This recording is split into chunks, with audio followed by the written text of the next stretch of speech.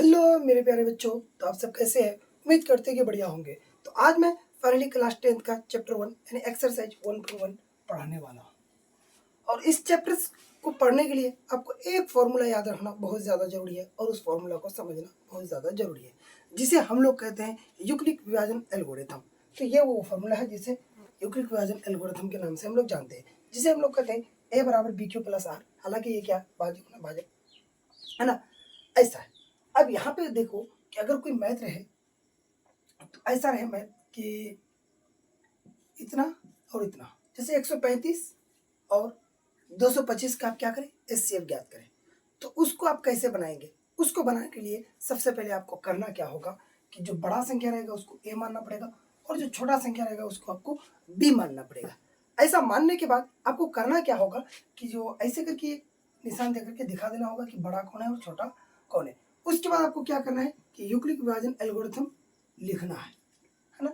उसके बाद यूक्लिड विभाजन एल्गोरिथम लिखने के बाद ये फॉर्मूला होता है, यूक्लिड विभाजन एल्गोरिथम का फॉर्मूला लिखना है। लिखने के बाद क्या कर दीजिए, आप इसको घेर दीजिए जिससे पता लगे कि ये क्या है, फॉर्मूला है। यहाँ तक अगर आप समझ गए तो अब करना क्या है, तो ए मेरा क्या है तो बोलिएगा कि 225 है, तो मैंने लिखा 225 बराबर। बी क्या है तो आप बोलिएगा कि 135 है, तो लिखो 135 इंटू क्या क्यों है नहीं, तो आप निकालिएगा किसे इसको। तो अब करना क्या होता है, बी को भाग दीजिए ए से। 135 भागा क्या है 225 है, 225 है। तो आपको अमून एक बार में चल जाएगा, ये एक बार में चलेगा तो कितना आएगा 100, एक बार में 135। जब घटाएंगे तो मेरा आ जाएगा कितना 1290। क्लियर, यहाँ पे एक बार में चल जाएगा। अगला अगर मैं बात करूं थोड़ा, फिर अगला क्या हो जाएगा, तो 135 यहाँ पे उतारेंगे। हाँ, हर बार आपको करना क्या होगा कि जब यहाँ पे जो शेष आएगा और जिससे हमने भाग दिया उसको यहाँ पे उतारना पड़ेगा। तो अब बताइए कि मेरा बी क्या आया, इसको बोलेंगे बी और इसको बोलेंगे ए, इसको बोलेंगे क्यू और इसको बोलेंगे आर, हमेशा, है ना, याद रखिएगा। तो अब बताओ बी क्या आया मेरा, बी तो है लेकिन बी क्यू, क्यू क्या आया तो 1 आया है इंटू प्लस आर क्या आया है, B Q plus R, R मेरा आ गया 90। क्लियर। अब करना क्या है कि इसको बी बनाना है और इसको ए बनाना है। 135 इस बार लिखेंगे और 90 गुना कितना बार में चलेगा, तो एक ही बार में बोलेगा 190, है ना। घटाएंगे तो मेरे पास कितना आ जाएगा 5, फिर बोलेगा 13 से 9 4 45, 5 आया, 445 इंटू 1 प्लस 45। क्लियर। अब दूसरा अगर मैं बात करूं तो ये मेरा क्या बन जाएगा बी और ये क्या बन जाएगा ए। तो ये 90 यहाँ गया और 45 यहाँ पे आ गया, तो बताओ कितने बार में आएगा, 2 बार में आएगा। प्लस कितना 0 आया। जब क्यू मेरा 0 आ जाएगा, ध्यान दीजिए, जब मेरा क्यू 0 आ जाएगा और बी जो रहेगा, क्यू जब 0 आएगा और उसका जो बी होगा, सॉरी, जब आर 0 होगा और जो बी रहेगा वही मेरा एचसीएफ निकल कर क्या आंसर आएगा। तो यहाँ पे आप बोलिएगा तो बी क्या है 45 है, तो अब लिखेंगे हम 135 और 225 का एचसीएफ बराबर 135 तथा 225 का एचसीएफ बराबर 45 आंसर। हालांकि एचसीएफ ना बोल करके मौसो भी आपको बोल सकता है, याद रखना है आपको।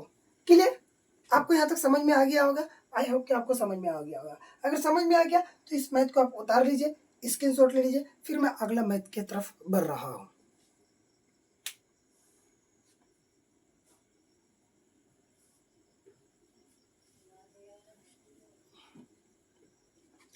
तो हाँ मेरे साथियों, अगला मैथ आपको यहाँ पे दिख रहा होगा कि अगला मैथ क्या है यहाँ पे।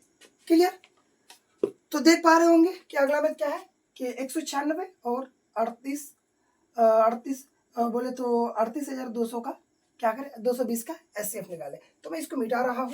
क्लियर। हाँ, तो अब करना क्या होता है आपको, यहाँ पे करना क्या है आपको कि 196, तो ए बराबर क्या होगा, मैंने पहले ही बताया कि जो बड़ा होता है उसे हम ए बोलते हैं और जो छोटा होता है उसको हम लोग क्या बोलते हैं, बी बोलते हैं। तो बड़ा यहाँ पे क्या है, बोलिए ए बराबर क्या हो जाएगा 38,220 और बी बराबर क्या होगा तो बोलिएगा 196। 96 होगा। अब यहाँ पे क्या लिख सकते हैं हम, ए बी ऐसा लिख सकते हैं, तो बोलेगा जी लिख सकते हैं, बिल्कुल इसमें कोई दिक्कत तो है नहीं, ऐसा हम लिख सकते हैं। उसके बाद आपको करना क्या होता है, आप ध्यान दीजिए। तो यूक्लिड विभाजन एल्गोरिथम लिखना होता है, यूक्लिड विभाजन एल्गोरिथम।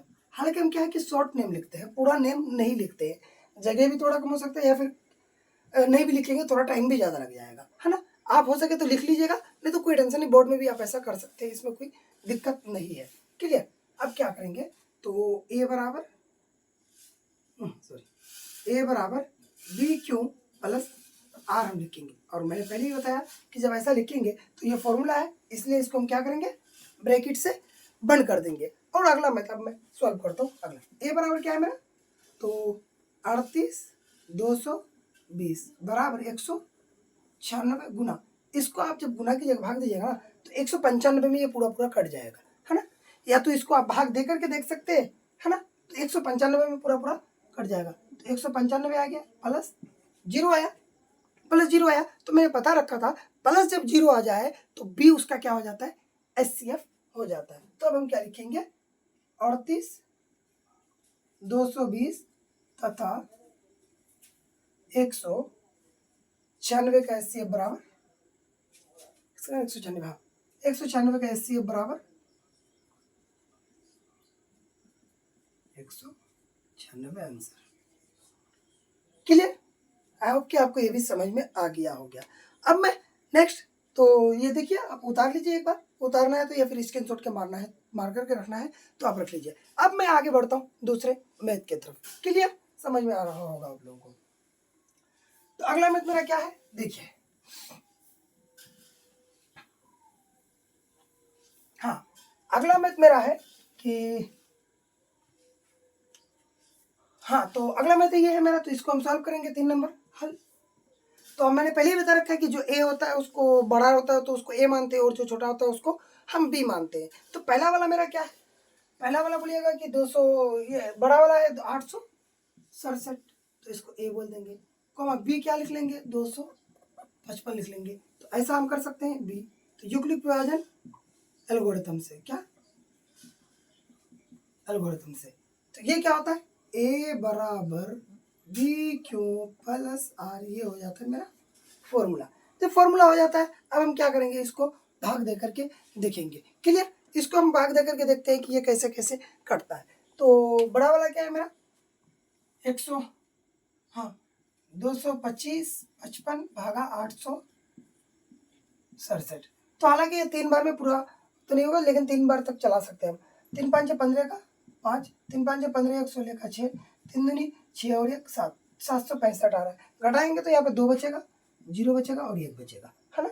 यहाँ पे देखो तो क्या है, ए बराबर क्या है 867 बराबर 255 गुना 3 प्लस आर कितना आ रहा है 102।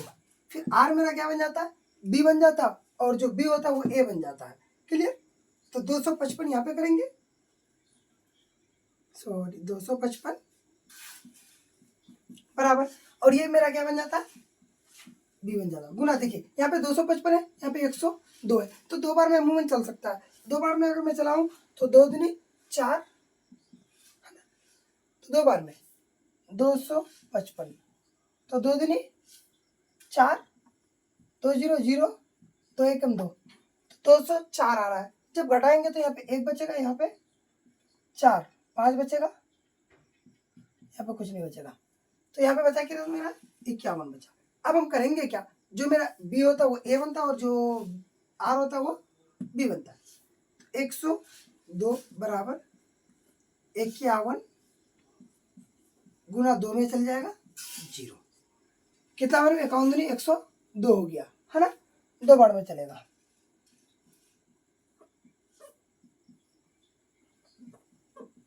HCF बराबर मेरा कितना है, यहाँ पे देखो HCF बराबर क्या हो जाएगा, अतः क्या है 867 255, 867 तथा 200 का मौसम भी बोल सकते हैं और HCF भी बोल सकते हैं, 51 आंसर।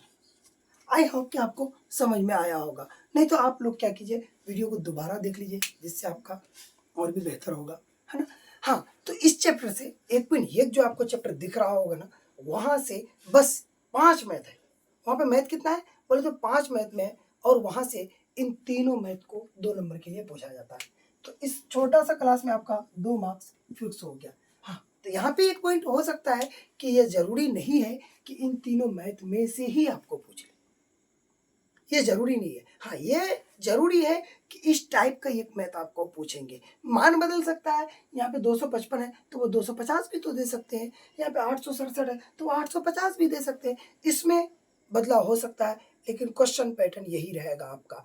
अगला चैप्टर में आप बात करूंगा कि उस चैप्टर में आपका क्या आता है। क्लियर। अगला चैप्टर में बात करता हूँ 1.2 के बारे में कि 1.2 में आपका क्या है। क्लियर बच्चों। तो 1.2 में मैं आपका बात करूंगा, तो 1.2 में आपका क्या है, पहला मैथ अगर हम देखें तो वहां पे कह रहा है कि अभाज्य गुणनखंड के रूप में लिखें। पहला क्वेश्चन आपका क्या है कि अभाज्य गुणनखंड के रूप में लिखिए। तो अभाज्य गुणनखंड के रूप में लिखना तो बहुत आसान होता है ना, आप लिख सकते हैं इजीली, इसमें कोई टेंशन नहीं है। तो इसको मैं मिटा रहा हूं। अगला देखिए,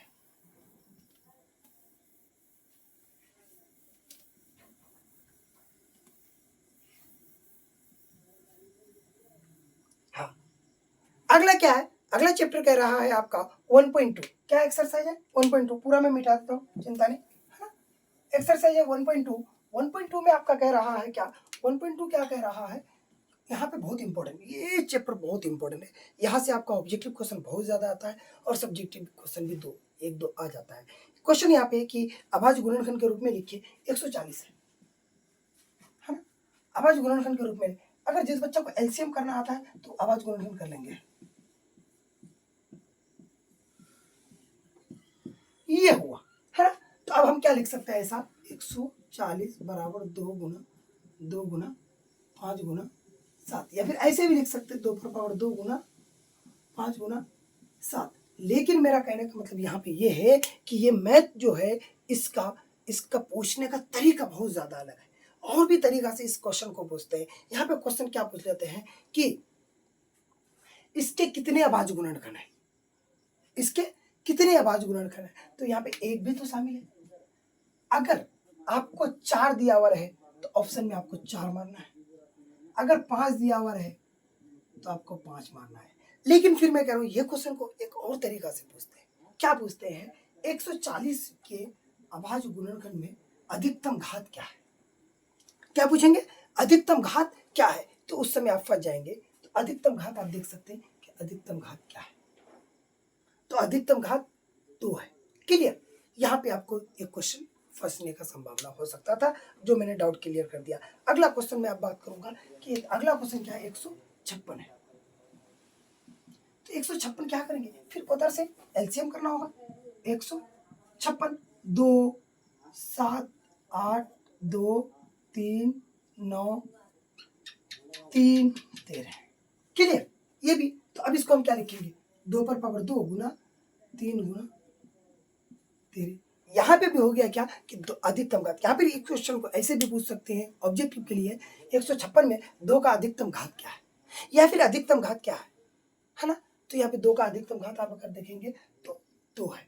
अगला क्वेश्चन, तो यहाँ पे और 2-3 क्वेश्चन है जिसे आप लोग खुद सॉल्व कर पाएंगे, तो मैं होमवर्क देता हूँ आपको, लेकिन मैं ये क्वेश्चन और आपको बना के देता हूँ। वो क्वेश्चन आपका हो जाता है क्या, 38-25 है ना।